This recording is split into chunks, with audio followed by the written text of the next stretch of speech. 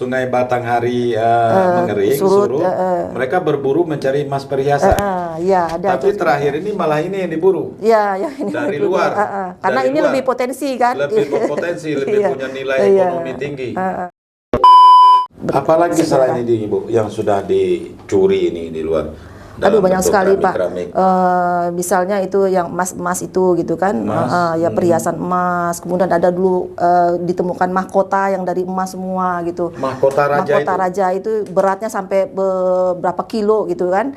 Itu dipotong-potong kemudian dijual gitu kan. Apa yang terjadi kalau misalnya ini habis di jarah mereka? Ini apa yang terjadi? Yang jelas jati diri kita sebagai orang Jambi yang peradabannya memang betul-betul tinggi dan besar gitu kan, kita kehilangan itu.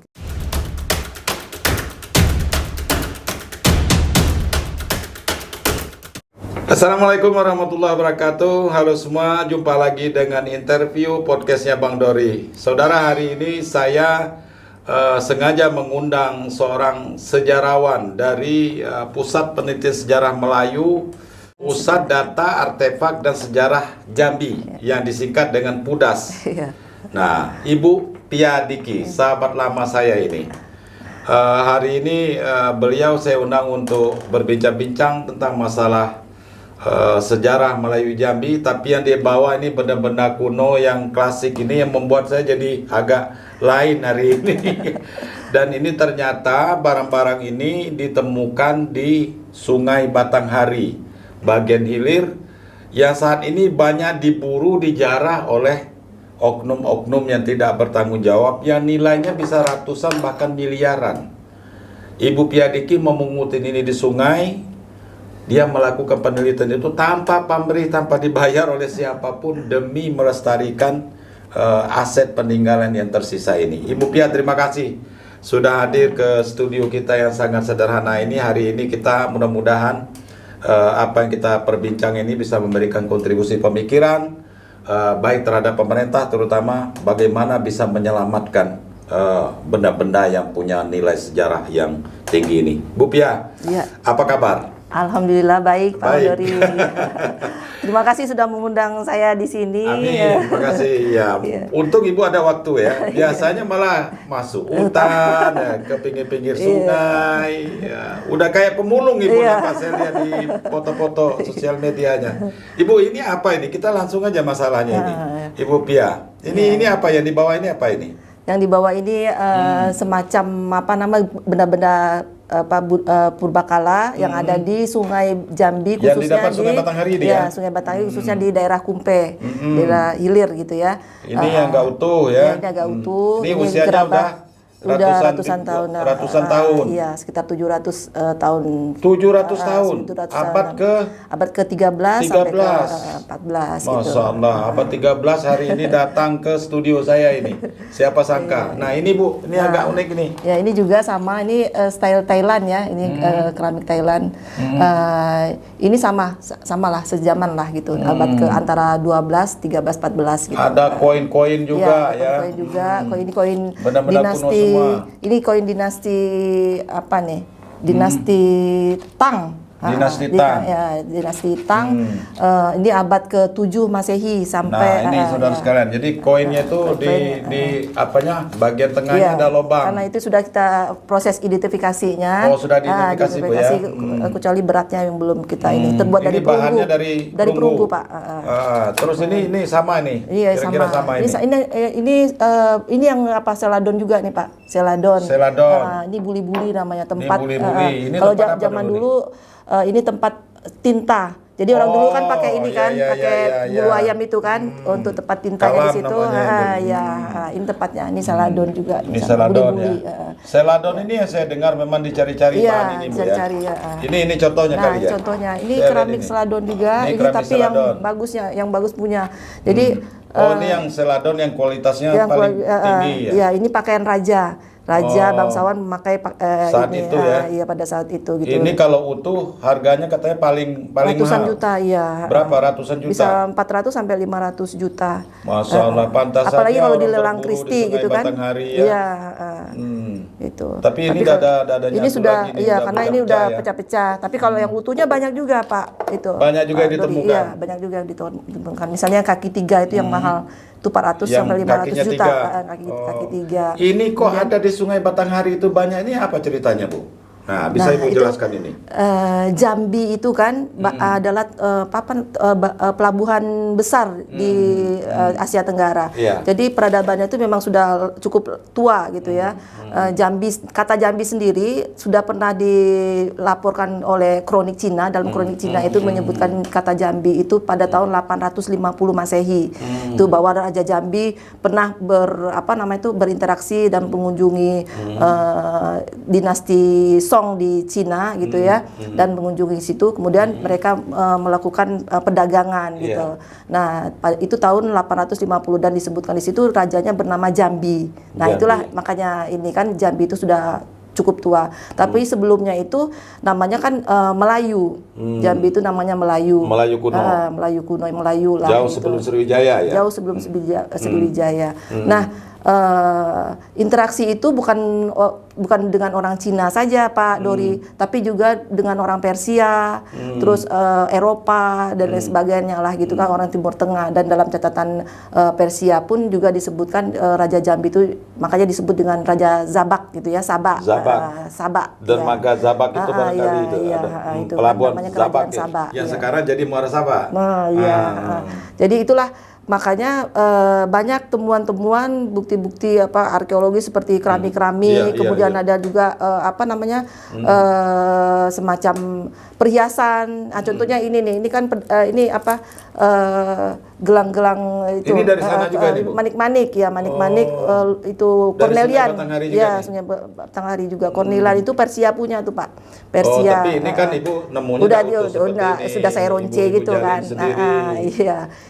Itu Cornelian, batu Cornelian. Yang ini pun juga. Ya, ini pun stylenya style zaman dulu. Dulu kan orang modelnya kayak seperti itu gitu ya. Ini beda ini dengan buatan sekarang, ini cuma dari plastik. Kalau ini asli. Ini usianya batu. udah berapa ratus ribu? Ini kalau style kayak gini biasanya dibuat orang pada tahun 400 sampai 700 Masehi dibikin orang seperti ini gitu. Ini apanya tuh ada ininya kan, ada ukir-ukirannya gitu kan. Ibu tadi kesini pakai pengawal nggak, Bu? Oh, enggak, Pak. Bahaya ini, Bu. Ini barang yang dibawanya melebihi harga intan dan emas. Itu juga, Bu ya? Ini sama juga. Ini kayak batu giok, Bu? kayak giok. Itu sama juga. Cuman udah saya ronce kan. Ininya enggak, ininya aja yang batunya aja yang itu. Itu yang temuan kita di Sungai Batanghari yang di. Nah, pertanyaannya, Bu, kenapa banyak di Sungai Batanghari? Apakah dulu di zaman Melayu kuno itu pemukiman semuanya di pinggir Sungai Batanghari, atau mungkin ada kapal yang tenggelam gitu yang bawa ini? Ya, dua-duanya benar itu, Pak. Pak Dori. Ya? Jadi pertama karena peradaban kita dulu peradaban maritim namanya kan, peradaban sungai. Jadi di sungai itulah kita berinteraksi, kehidupan ada di sana gitu kan. Karena transportasinya lewat sungai. Ya, transportasi semua lewat sungai. Baik sungai itu sungai buatan yang di anak sungai, kanal-kanal itu, ataupun sungai besarnya yaitu Sungai Batanghari gitu kan, mulai dari Muara Sabak sampai ke Damasraya. Pastilah gitu, orang membuat pemukiman di pinggir sungai. Ya, pemukiman di pinggir sungai, terus tempat ibadah seperti yang Muara Jambi, di kawasan-kawasan lainnya itu kan pinggir Sungai Batanghari ini kan semuanya itu potensi sebaran bata gitu, Pak. Mulai dari Sabak sampai ke Damasraya gitu ya. Kalau candi kita tidak perlu cerita lagi. Ribuan penonton kita udah tahu ini bagaimana luar biasanya Candi Muara Jambi. Bahkan sudah diakui dunia internasional bahwa itu salah satu. Dan itu bukan di Muara Jambi saja, Pak. Sampai ke Tobo, pokoknya setiap sepanjang iliran Sungai Batanghari ini sampai ke Hulu, itu semuanya sebaran bata. Dan Candi Muara Jambi itu universitas tertua katanya. Tertua di Asia Tenggara. Di Asia yang Tenggara, paling lengkap tempat gitu para kan. biksu belajar di sana. Disitulah nah, kita kembali ke sini, Bu. Kenapa ini banyaknya dari Cina, Bu ya?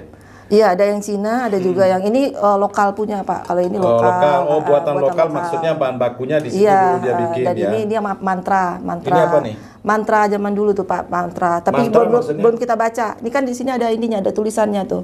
Kalau kita lihat, maksudnya? Iya, semacam inilah gitu. Oh, ini kayak ada huruf-huruf. Iya, itu huruf apa namanya tuh aksara Palawa. Bahasa Sanskerta. Cuman belum kita baca kan. Belum banyak yang kita baca. Ada beberapa yang saya temukan itu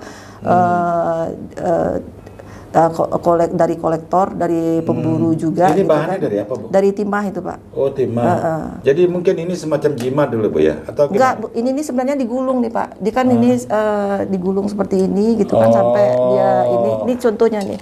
Ada semahan nih. Cuman ini belum saya buka kan. Nah, di dalamnya tuh ada tulisannya. Jadi kok Ibu bisa tahu di Sungai Batanghari itu banyak, Bu? Ya itu tadi dari catatan-catatan yang kita baca gitu kan, dari laporan-laporan Belanda, kemudian laporan dari Inggris juga gitu. Dan itu memang banyak ditemukan gitu. Mungkin dari abad-abad ke yang lampau pada saat Belanda menduduki itu sudah ada gitu kan. Dan itu ada tradisinya juga sampai sekarang tuh masih berlangsung. Selain gitu keramik kan. katanya ada emas perhiasan emas juga. Iya, banyak.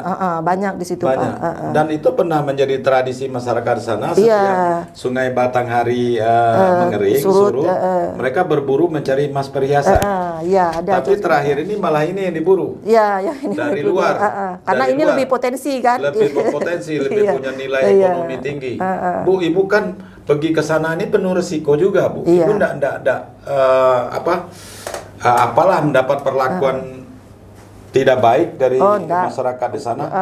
Mereka kita kan gini Pak, ketika kita ke sana kita harus ini dulu dengan masyarakat pertama dengan masyarakatnya, yang kedua dengan aparat lah gitu kan, aparat di daerah tersebut gitu. Terus dengan ininya juga dengan pemerintah daerahnya seperti camat, kepala desa gitu kan, kita juga tetap lapor gitu. Ini yang menjarah masyarakat di sepanjang das Batanghari atau orang luar, Bu? Katanya dari luar. Iya, banyak kan memang dari luar.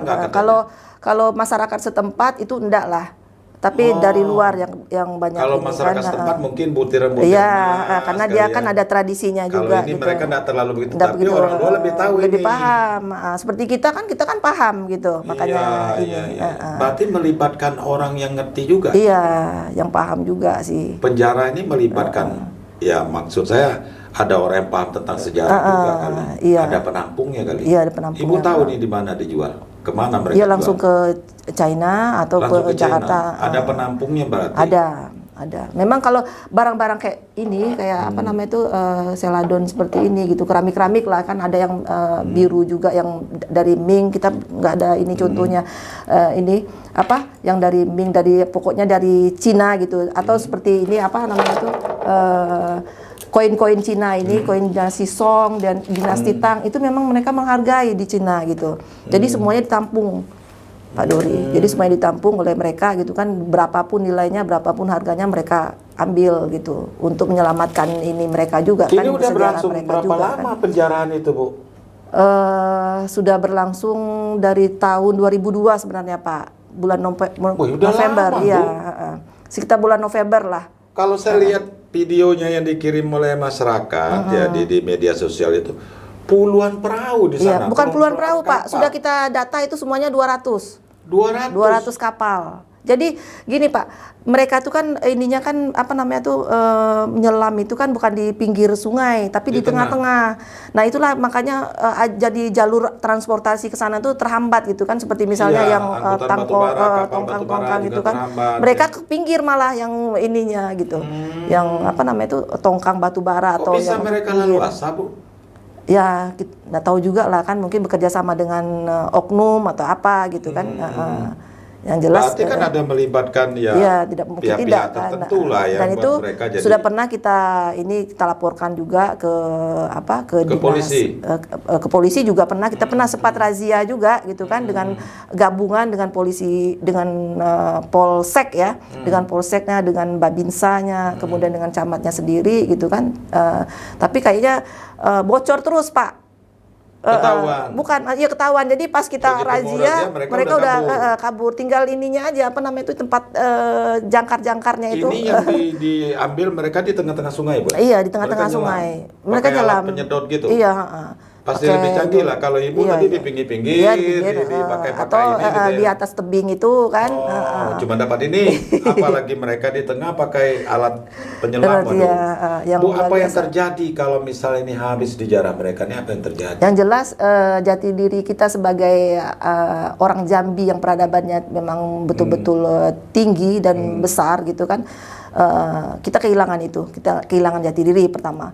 Yang kedua, banyak sekarang ini peneliti orang kan yang ngambil kan orang luar nih, orang luar membawanya ke daerahnya, kemudian diteliti oleh mereka, dianggap itu sebagai temuan daerah mereka gitu. Jadi diklaim temuan mereka, padahal itu temuan dari Jambi gitu. Nah, jadi pada akhirnya penelitian yang sebenarnya itu dari Jambi akhirnya salah kaji gitu kan, menyimpulkan bahwa di Jambi ternyata cuma ada barang-barang abad ke-9 abad ke-13. Padahal lebih tua dari itu ada. Misalnya seperti nanti saya kirimkan ke Pak Dori, itu ada namanya pedang Luristan. Luristan. Luristan ini abad-abad ke-2000 sebelum Masehi sudah wujud gitu kan.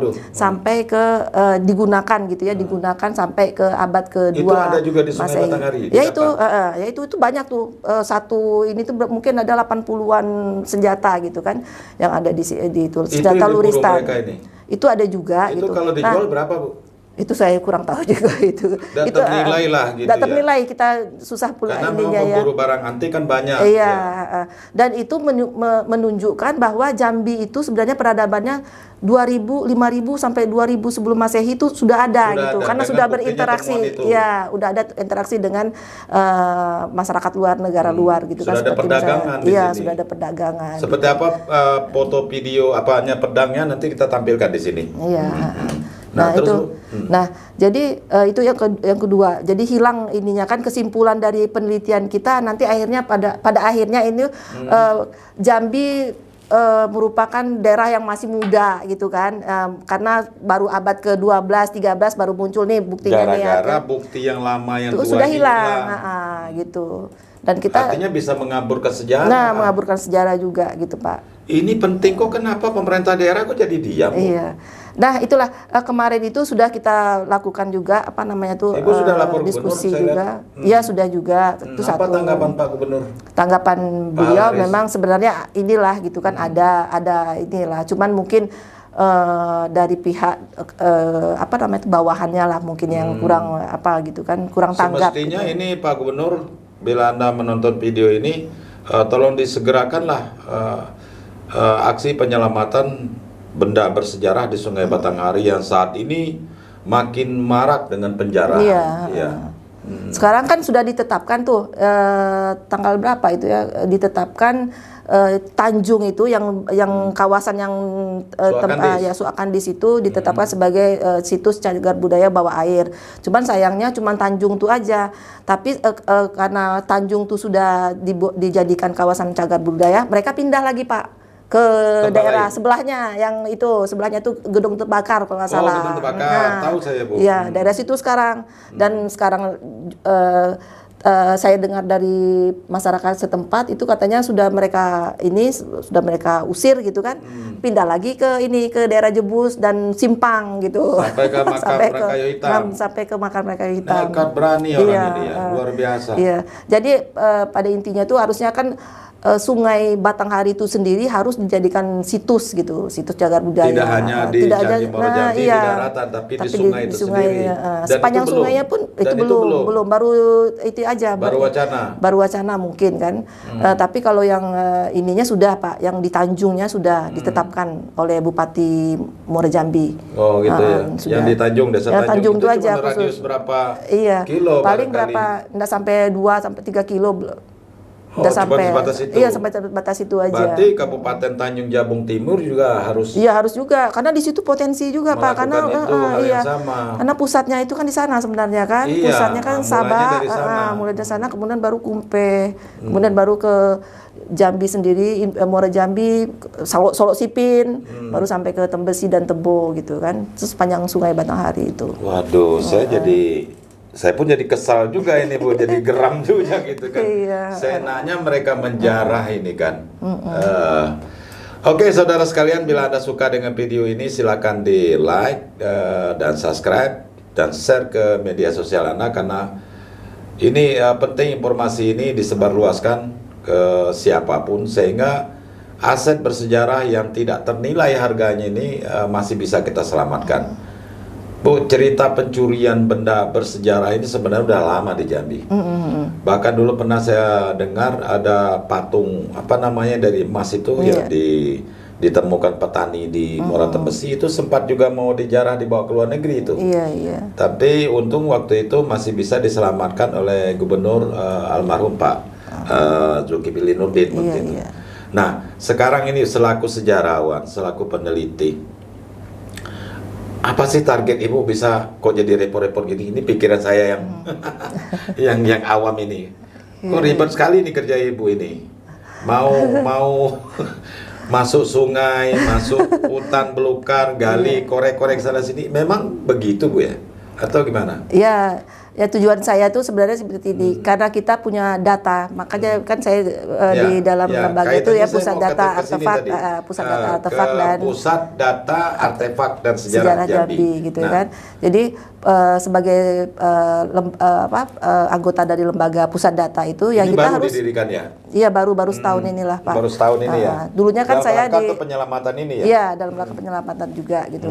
Jadi untuk menyelamatkan benda-benda bersejarah ini gitu kan, walaupun kita tidak memiliki yang utuhnya itu, tapi kita foto, kemudian kita buat datanya, identifikasi barang. Nah, jadi apabila misalnya nih ada yang membeli barang tersebut sudah nyampe ke luar negeri, tapi ada yang mengklaim bahwa itu punya yang lain gitu kan, punya wilayah lain, tapi ternyata kita sudah punya dan Jambi ya, kita sudah punya. Hanya itu langkah-langkah yang bisa dilakukan dulu. Kalau enggak ya gimana lagi Pak, ini sudah terjual gitu kan, ya kita nggak ada bukti kan, cuman bicara aja bahwa ini punya Jambi, tapi nyatanya buktinya apa gitu kan, tidak ada buktinya. Makanya kita data semuanya dari artefaknya, kemudian dari catatan-catatan yang ada di luar negeri juga gitu kan, kita kumpulkan semua. Nah, kita cocokkan dengan apa yang ada di Jambi gitu. Itulah usaha kita untuk menyelamatkan barang-barang. Apalagi selain ini Bu yang sudah dicuri ini di luar? Aduh, banyak sekali Pak. Misalnya itu yang emas itu gitu kan, perhiasan emas. Kemudian ada dulu ditemukan mahkota yang dari emas semua gitu. Mahkota raja itu beratnya sampai berapa kilo gitu kan. Nah, itu dipotong-potong kemudian dijual gitu kan. Itu pun temuan dari sungai. Mereka pemburu lah, hunter lah. Mereka menyebutkan mereka kan dirinya hunter gitu kan. Oh, mereka nyebut diri penjaranya hunter. Para pemburu harta karun gitu. Iyalah, artinya istilah mereka darat maupun darat maupun di bawah air. Tapi kalau sekarang ini kan banyakan kan di bawah air karena mungkin gampang ininya. Di darat juga ada, saya lihat Bu. Iya, di darat juga ada Pak. Di kebun-kebun masyarakat. Itu juga ada gitu Pak. Apalagi jadi sumber mata pencarian baru ini. Apalagi di Kumpe itu Pak Kodori tahu kan di Kumpe ini banyak itu kan pohon kebun duku ya, duku duren. Nah, jadi di tiap-tiap pohon duku kebun duku itu kan ada gundukan tanah tuh. Nah, kata orang kan itu ada jinnya segala macam. Ternyata bukan, itu ada makam itu Pak. Di makam itulah dikuburkan itu barang-barang kehidupan si mati itu bekal kubur dulu, lah ya. Zaman dulu orang meninggal ya bekal kuburnya dikubur bersama dengan sama mayat itu gitu, sebagai bekal kuburnya. Jadi itulah yang diapakan itu kan.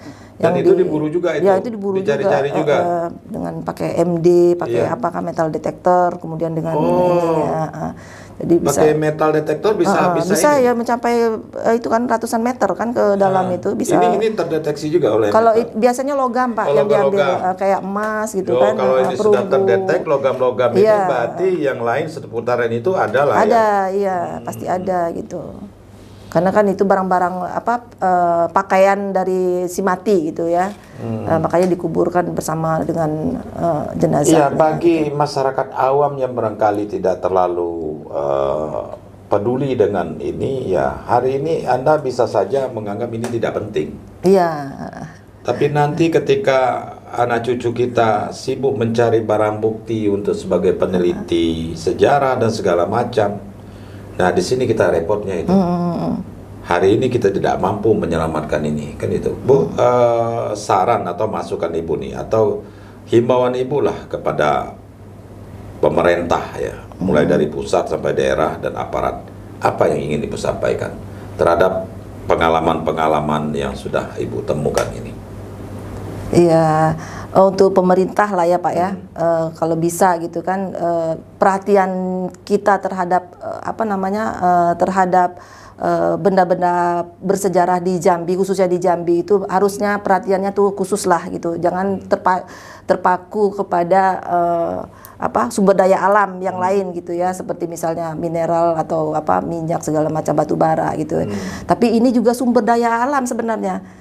Sumber daya alam yang sebenarnya nilai sejarah karena dalam catatan sejarahnya itu ada 30.000 kapal yang tenggelam, yang tidak kembali ke daerah mereka, ke wilayah mereka, dan di Sungai Batanghari atau di daerah lautan selat Sumatera gitu ya, selat Berhala, kemudian selat ini Malaka segala macam gitu kan, ada 30.000 kapal yang dari berabad-abad kan, dari abad ke-5 sampai ke 12 atau 13 Masehi gitu. Itu 30.000.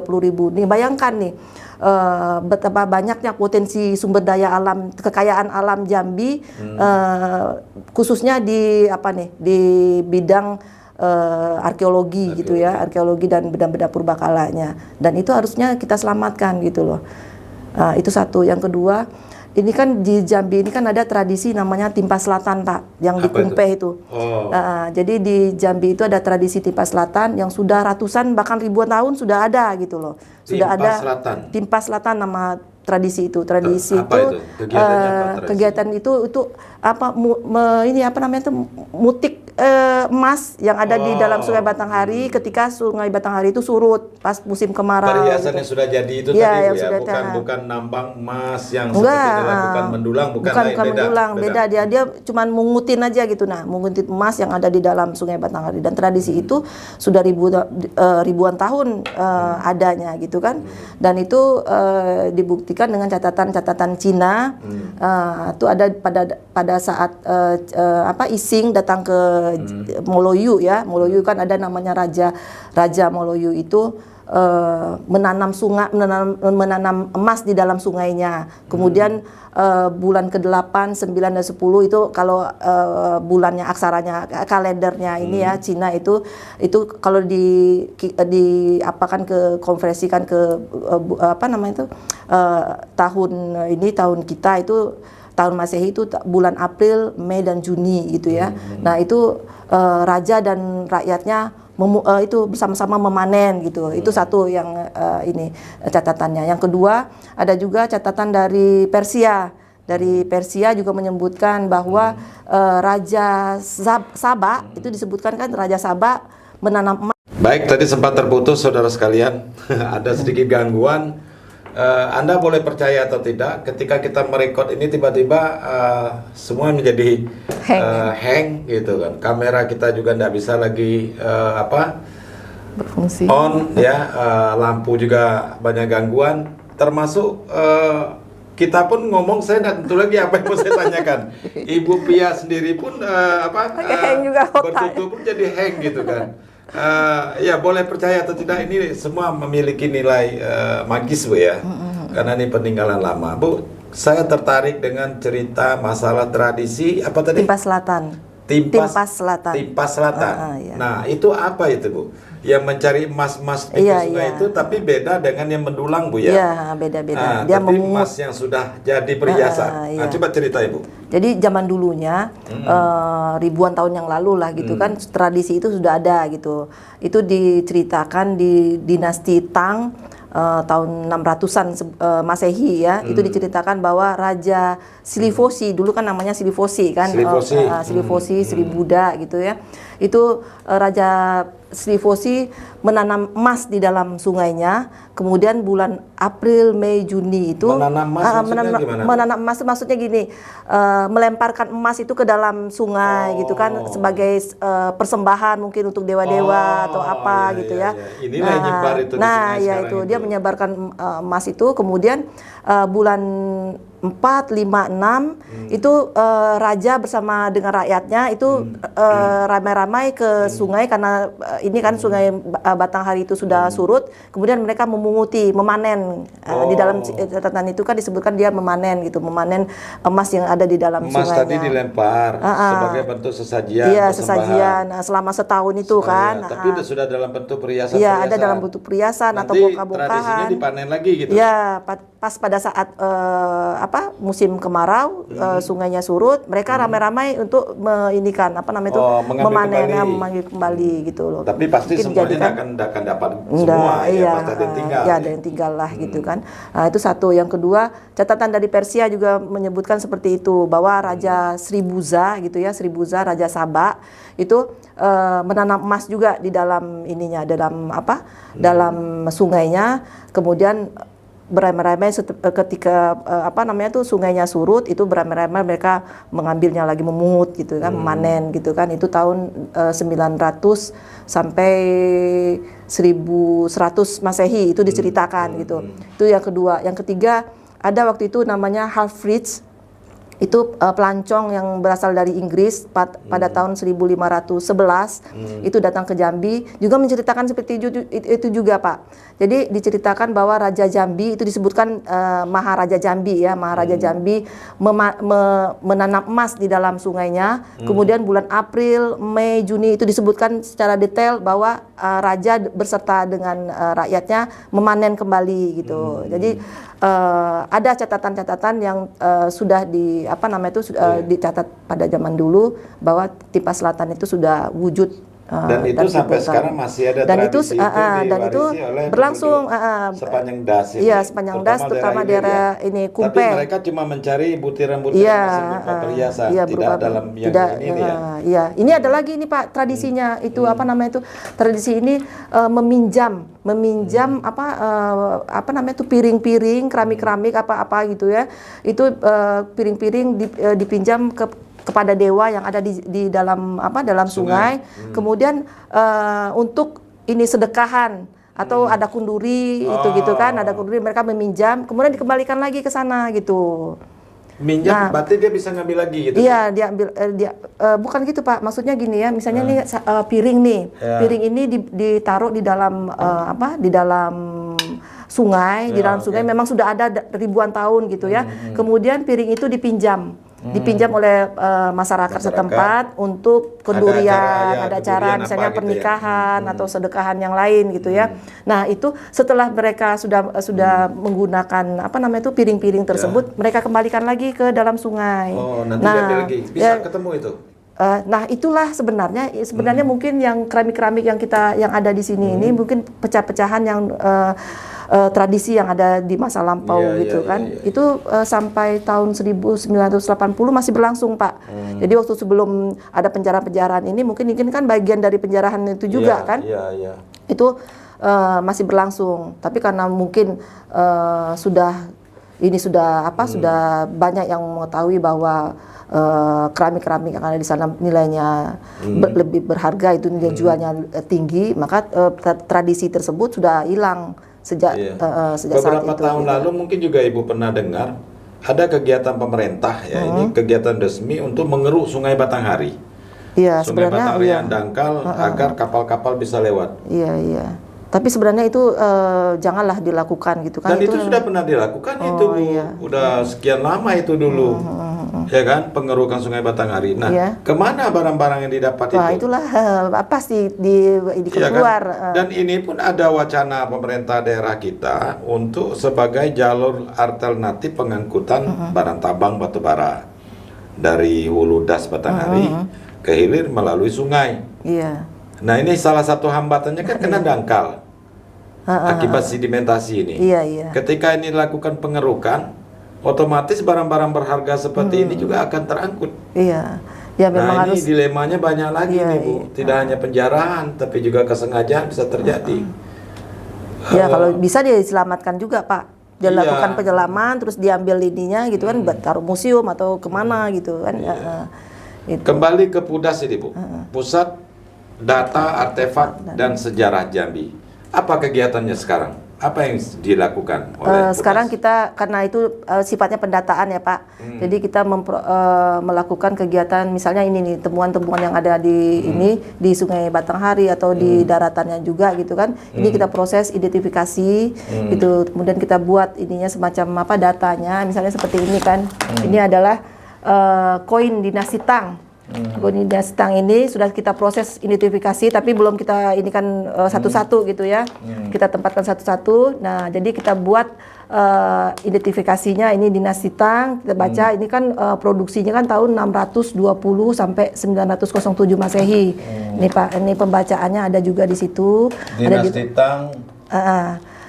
Ini bisa kita tahu peninggalan dinasti Tang dari mana, Bu? Dari ininya Pak, ini kan dibaca nih, ada pembacaannya.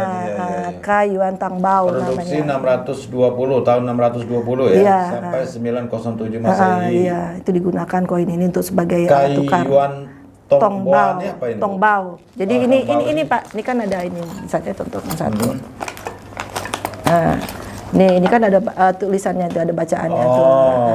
Itu di situ ada tulisannya itu Kayuan Tongbao, artinya tuh kehidupan baru yang lebih baik. Nah, ya itu. Jadi kita proses itu, terus temuannya di mana, itu kan sudah kita buat juga di situ, temuannya di ini tulisannya lebih jelas, Bu. Ya, kalau itu ini Pak, apa namanya, koin Kesultanan Jambi. Lain itu ya? Iya, lain ininya. Tapi pakai huruf Arab dan huruf Palawa. Palawa ya? Iya, campur gitu kan, itu ininya. Ini usianya ini juga ini abad ke-16 17 ya. Ini sudah kita proses. Kalau yang ini bacaannya Belanja Raja. Itu zaman Panembahan Kota Baru. Berarti ini untuk uang raja. Iya, uang belanja raja. Belanja raja. Ya. Itu ininya bahannya dari timah Pak. Tapi kalau yang ini kan dari perunggu. Kalau zaman dulu kan Mas banyak yang pakai perunggu, emas, perunggu gitu. Ada lagi satu lagi ini.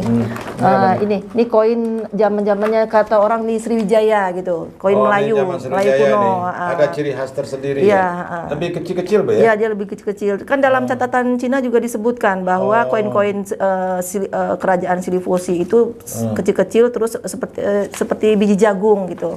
Jadi itulah ininya. Tapi lambangnya bukan lambang rupiah ini, Bu? Bukan, itu ada gitu kan ininya. Ada kalimat, ada kalimat huruf Arab juga, Bu? Bukan huruf Arab itu Pak, huruf Palawa itu. Huruf Palawa ya? Iya.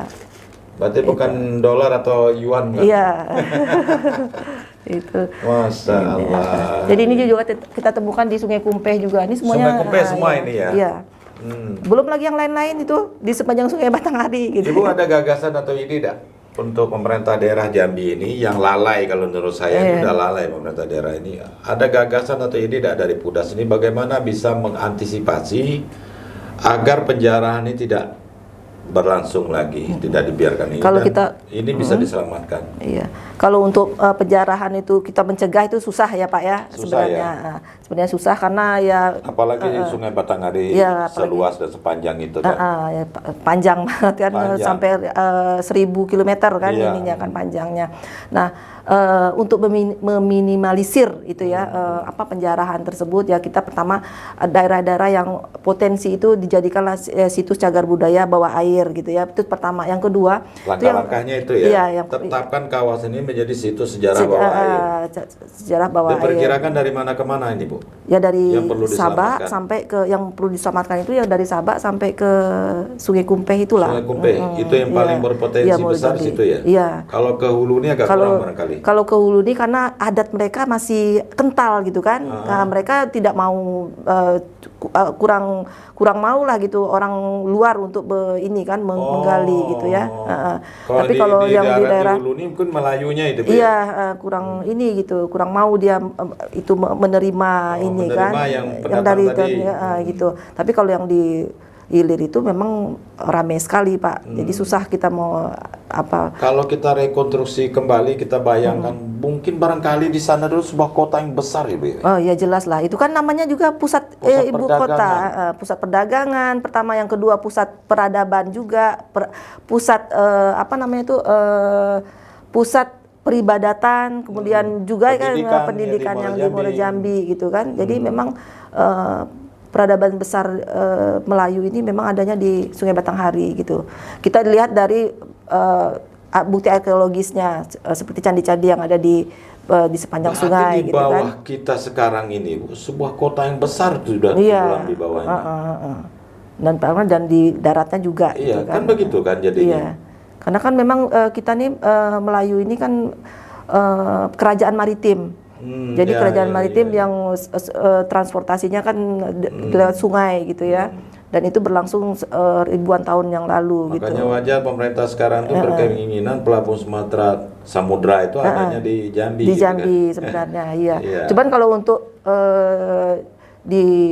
dilakukan pengurukan itu saya rasa harus diselamatkan dulu lah ini benda-benda purbakala ini, karena di dalam catatan sejarahnya itu ada 30.000 kapal Pak Dori yang tenggelam dan tidak kembali lagi ke masing-masing. Iya, dalam catatan. Iya, dalam kronik Cina itu disebutkan gitu kan. Ada 30.000 kapal yang tidak kembali lagi ke Cina gitu. Dan kapal itu isinya barang-barang. Isinya barang-barang ini semua. Wah, ini gitu kan. omongan Ibu ini bisa didengar oleh para penyelam ini. Informasinya menarik. Apalagi tahu titik koordinatnya di mana. Ya titik koordinatnya cari gitu kan. Nah itulah. Nah, jadi itu yang pertama tadi, penyelamatan itu dijadikanlah cagar budaya gitu ya, sebagai situs cagar budaya bawah air yang pertama. Yang kedua, itu tradisi Timpas Selatan itu dihidupkan lagi supaya lagi supaya mereka memiliki. Nah, iya, dan itu kan mereka diawasi gitu kan.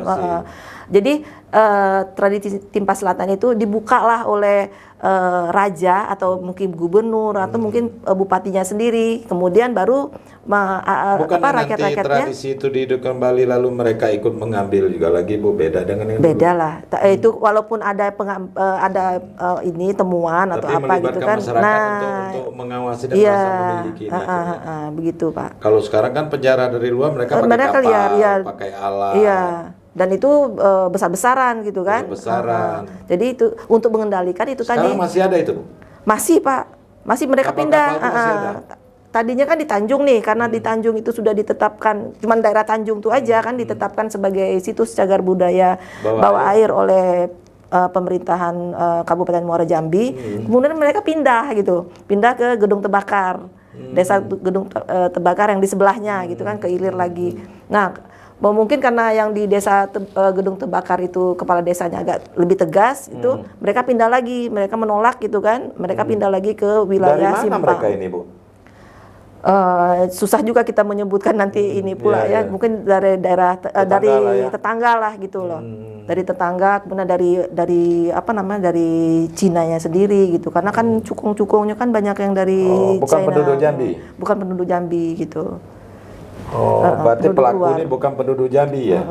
Adalah sebagian mungkin penyelamnya, mungkin ada yang didatangkan dari sini, dari tangannya lah gitu. Iya, tapi kalau pemiliknya tetap dari luar, Pak. Cukong-cukongnya langsung dari Cina sana. Dari Cina, dari luar, dari tetangga juga gitu kan. Lalu barang-barang ini tadi diangkut ke sana, dijual di sana. Dijual ke Cina. Mereka yang kaya, mereka yang senang, mereka yang bahagia, kita yang kehilangan jati diri. Sejarah, jati diri kita. Iya, karena ini sangat penting, Pak. Iyalah. Ya kan, untuk sebagai jati diri kita sebagai orang bangsa Melayu yang besar gitu. itu kan bangsa yang menghargai termasuk yang begini. Iya. Tidak Coba hanya kita jasa bandingkan pahlawan, iya. ini juga. Bandingkan dengan negara lain yang maju, Amerika, mereka menghargai sejarahnya. China ini makanya nih, ini kan dijual ke Cina, ini berapapun mereka ambil, berapapun harganya mereka ambil. Iya.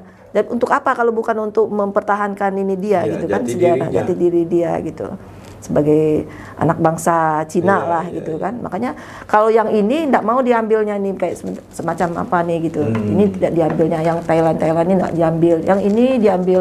Kemudian ini apa namanya? Buli-buli ini dikasih song juga nih Pak.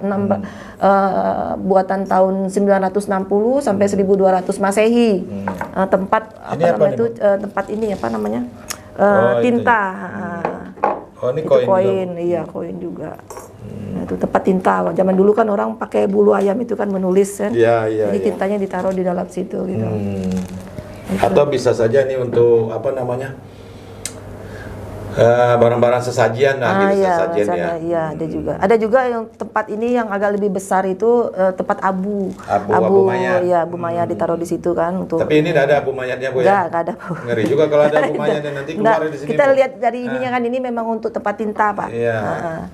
Nanti keluar abu mayatnya raja-raja tempo dulu kan. Wing gitu ya. Suakandis, ini di Suakandis ya, Tanjung juga. Pokoknya ini barang Tanjung semuanya, Pak. Di daerah daratan juga ada ya. Iya. Oke Ibu, cukup. Ada lagi yang ingin Ibu sampaikan selaku peneliti, ingin curhat juga boleh terhadap apa yang terjadi saat ini.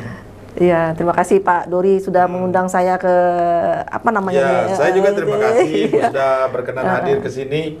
Apalagi udah repot-repot bawa ini. Jadi untuk apa namanya itu generasi muda kita gitu ya, supaya cintailah sejarah sendiri gitu. Jangan mencintai sejarah orang luar, misalnya sejarah dari Mesir, dari dari Inggris apa segala macam gitu. Cintai sejarah sendiri dan tutur lisan sebenarnya itu harus kita hargai dan kita anggap sebagai oh itu mitos, oh itu ini gitu kan. Dalam tutur lisan tuh ada fakta sejarahnya, ada bukti sejarahnya. Asal masalah kan dari dari tutur lisan karena kita orang Melayu memang tutur lisan yang kita kuat gitu kan. Sama dengan istilah dulu apa namanya folklore ya, folklore, cerita rakyat. Tapi sebenarnya itu dari sejarah. Ada sebenarnya ada buktinya, ada datanya gitu kan. Jadi sebagai generasi muda ya kita hargai yang namanya folklore atau kisah rakyat, kemudian tutur lisan dan itu sebenarnya sejarah kita. Cara kita mengkajinya yaitu tadi kita carilah bukti arkeologisnya apa, manuskrip yang menyertai daripada tutur lisan itu bagaimana gitu kan. Dengan kita mencintai apa namanya tuh sejarah dalam negeri, sejarah daerah kita sendiri. Nah, kita jadi percaya diri untuk ini keluar gitu. Bahwa Jambi ini besar. Iya, Jambi ini besar. Kalau sekarang ini kan kalau dulu ya kita menyebutkan orang Jambi aja orang kan bingung. Malu, Bu. Iya, malu gitu orang Jambi. Oh, ini kubu katanya kan. Nah, orang pasti beranggapan mindsetnya kan oh ini orang kubu katanya gitu kan. Padahal ada nilai-nilai yang luar biasa yang sekarang padahal justru Jambi itulah wilayah yang besar yang sebenarnya gitu. Melayu, asal usul Melayu itu kalau saya tegaskan asal usul Melayu itu adalah Jambi, bukan daerah-daerah lain. Jadi Jambi adalah asal usulnya. Ya, mulainya dari Jambi gitu. Asal usul Melayu. Ini menarik, Bu. Iya. Lain kali kita akan podcast lagi dengan Ibu ini kita cerita tentang Melayu. Ternyata Melayu itu asalnya dari Jambi. Iya. Dan sekarang Melayu sedang tergores perasaannya ini. Kasus Rempang Galang. Iya, Rempang Galang. Mudah-mudahan saudara kita di sana sabar menghadapi kenyataan itu. Oke, Ibu Pia Diki. Iya, Pak. Terima kasih sekali lagi sudah berkenan hadir ke studio kita ini. Udah susah payah membawa ini. Saya tadi mungkin mau apa enggak Ibu Pia, ternyata alhamdulillah mau gitu kan. Kita berbagi Bu cerita ini. Iya, siap. Dengan tujuan ya mudah-mudahan aset yang sangat berharga ini bisa masih diselamatkan. Dan pemerintah dalam hal ini mari sama-sama ini selamatkan sejarah Jambi, selamatkan aset ini. Dan Ibu bilang tadi ini juga sumber daya alam yang tidak kalah nilainya dengan yang lain. Benar. Dan perlu diselamatkan, terutama juga pihak-pihak aparat penegak hukum juga. Mari sama-sama saling bahu-membahu dengan masyarakat. Terima kasih atas segala perhatian Anda. Semoga ini bermanfaat. Wassalamualaikum warahmatullahi wabarakatuh. See you the next video. Makasih Bu. Aduh, ini taruh sini Bu ya. Iya. Jangan sampai tinggal Bu, nanti jinnya keluar. Masuk. Saya jadi ini nih. Sampai tadi macet semua, kamera macet. Iya, kenapa ya? Padahal udah bagus-bagus itu ininya. Belum pernah saya ngalami gitu Bu. Baru kali ini. Iya. Nah, ini dinasti Han nih Pak. Hah? Ini Han. Han ini 200 sebelum Masehi sampai 300 Masehi. Nah, itu Jambi juga tuh. Namanya koin wuzu kalau orang bilang. Yeah. Dinasti Han itu.